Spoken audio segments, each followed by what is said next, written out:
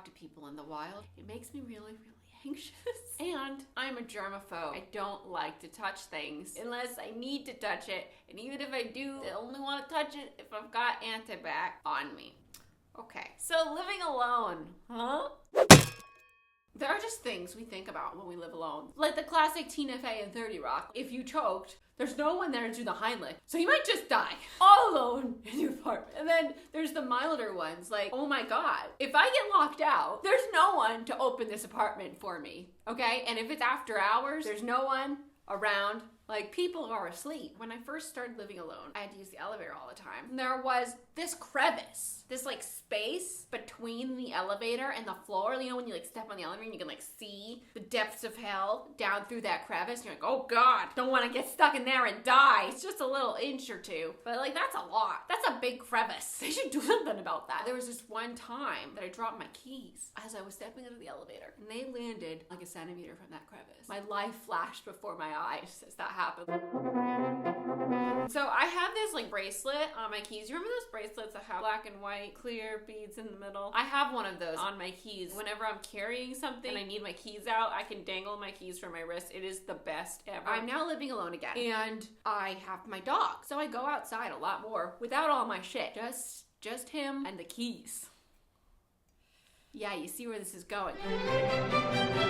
So, Bellamy loves garbage. What dog doesn't? He will run from wherever he is on earth to get to the kitchen to watch me take the garbage bag out. He gets so upset if I don't let him come with me to take out the garbage. Sometimes I kill two birds with one stone. I take him for his last walk at 11, and on the way, we drop the garbage off in the dumpster. Last night, it's like 11 o'clock. It's time to go for our fucking final walk. And I got a lot of garbage. So we're taking out the trash and doing our last walk. I put on my green jacket. You've seen it, my Forks jacket. I can take my phone because it's got a pocket. I've got Bellamy. He's being obnoxious today. He knows he's not supposed to jump on the garbage, but he's like running and jumping and like trying to get into the fucking garbage as we walk out of the complex. And I'm yelling at him. We walk around to the dumpster room. There's a dumpster room closet with a giant dumpster in it with one of those doors that just like flops back and hits you all the time. It doesn't stay open. It's heavy. I gotta open that door, hold it open with my leg. You know, you do that. Then you have to hold open the dumpster top. And the dumpster top, you can't push it open. You know, it doesn't just stay open by itself because it just hits the ceiling. So I've got the door open. I'm holding Bellamy with this arm like outside the door closet. He doesn't want to fucking be in here. I try to like open the dumpster and stuff in the garbage at the same time, mostly. So I have to touch the least amount of things. It does create a large racket, and sometimes the garbage doesn't go in because I'm like, so this particular night, Bellamy's jumping all over the place. I'm like, just get away, garbage. Chuck. And my keys were just like here. The bracelet was like here. And I hear them clash against the back wall of the dumpster.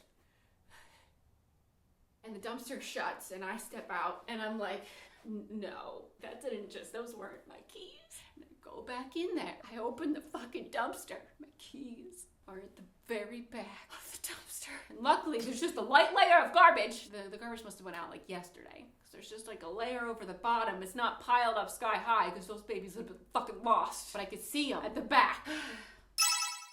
In the garbage, I do see like someone threw a cane, like a walker cane. You can put the golf balls on the bottom. Maybe I can reach down and get that and use it as like a fishing rod. I don't want to touch it. They throw it out. What if it's poison? That's my thought about everything in the garbage. What if it is literal poison? I've never taken stock of how fucking big a dumpster actually is. As I try to like reach at all, I realize I can't reach anything. This is deep, not metaphorically. I cannot express to you how much worse this was than dropping my phone in the toilet. I have dropped my phone in the toilet so many times. It has been a stressful endeavor, but I would rather do that 4 times over than drop my keys in the dumpster, okay? I can get my phone out of the toilet with a simple hand grab. I can handle it. No matter what happens, I know I'm gonna purge that hand in metaphorical fire afterward, and it'll be okay. It's right there. My whole body doesn't have to go in. It's small. It's accessible. A dumpster is fucking enormous. I don't think you realize how enormous it is until you have to ponder. Like, there's a chance I'm gonna be jumping in this fucking dumpster tonight and bringing Bellamy with me. Because what the fuck am I gonna do with him? Like, leave him on the floor? I can't do anything until I get those keys. So, next thought. I need a stick! If I find a stick, I can use a stick as a fishing pole. I'm in the outdoors. I can find a stick. So, we run out of the dumpster room and go storming down the sidewalk. I'm looking around like a mad woman, like, and it takes me a second to realize that I'm in Los Angeles, not the fucking forest. In no world was I going to find a branch-sized stick just lying on the ground. Like, I'm in a city. And Bellamy's just sprinting along with me like, what's happening, Mom? Why can't we go inside, Mom? And I'm just like, go back to my keys. Like, I feel like I need to guard them. Because what if someone braver than I decides to open the garbage and seize the keys and is like, I want to steal Christine's keys in there for some reason. I don't know. And I'm like starting to think, oh my God, I'm gonna have to talk to my neighbors. I'm gonna have to wake up a neighbor, like an older woman neighbor that's probably asleep because I don't see their lights on. Or there's one neighbor that I talk to that's around my age that has a little dog. Maybe I can knock on her door. I don't want to. This is so embarrassing. And what am I gonna do? Be like, hey, neighbor, Friday night, I threw my keys in the dumpster. Do you have a broom I could borrow? And also, could you come hold the door open? And also, could you hold my dog while I dumpster dive for keys? I can buzz myself into the building because I have my phone. I hear the TV on, the lights on. I'm like, just gotta be home. So I knock. No answer.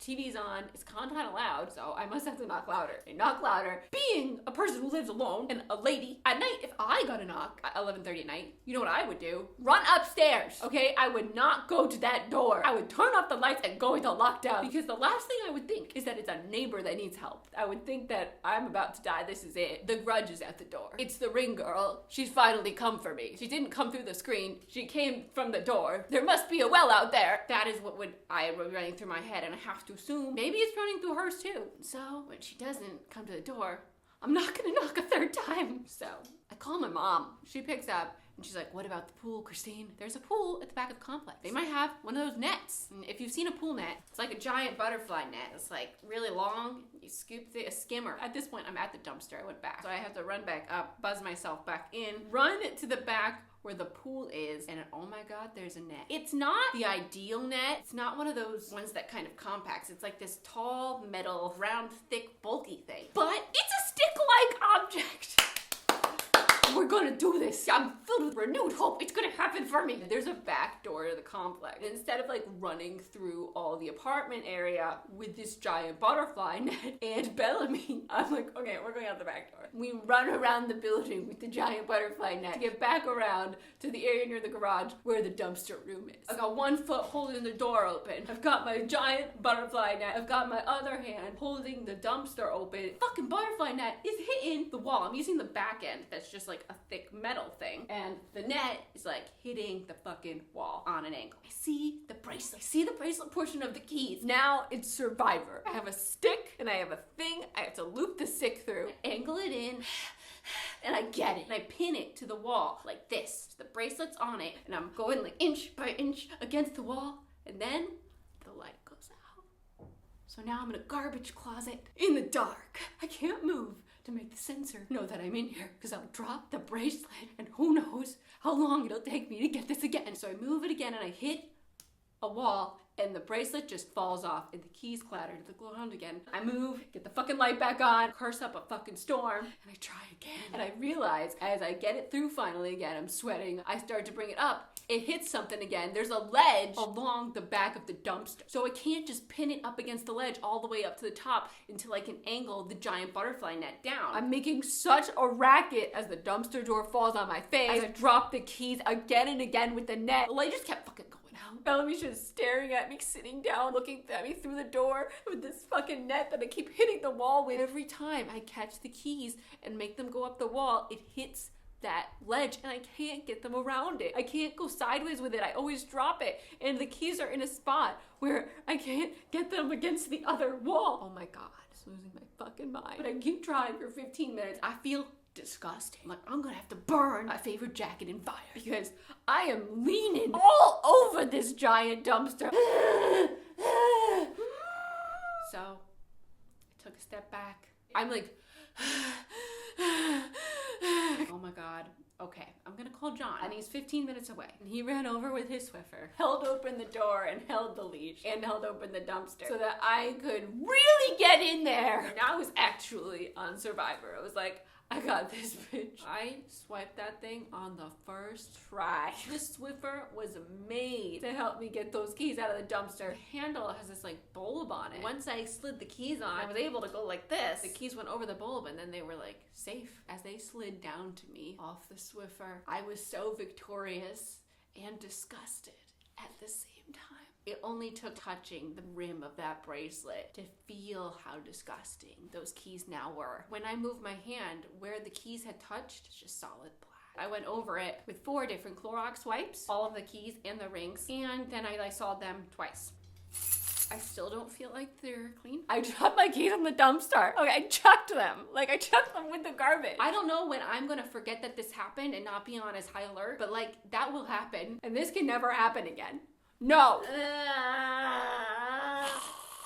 So what have we learned today? Don't hold your fucking keys in the same hand as you're holding your garbage. Dumpsters are large. Swiffers save lives. My name is Christine. If you want to hear more stories that I have told, I'll leave a playlist in the description. And I am an author. My first novel is called Again But Better, available everywhere now. And my second novel is called Better Together, and that is available everywhere now. They both are rom-coms. The protagonists are in their early 20s. I'm Christine, and that's the way the keys fall into the dumpster. I would be reenacting it right now if I weren't scarred by spending so much time in that room. I don't want to touch anything in there. I don't want my camera near it. No thanks. What are you doing? What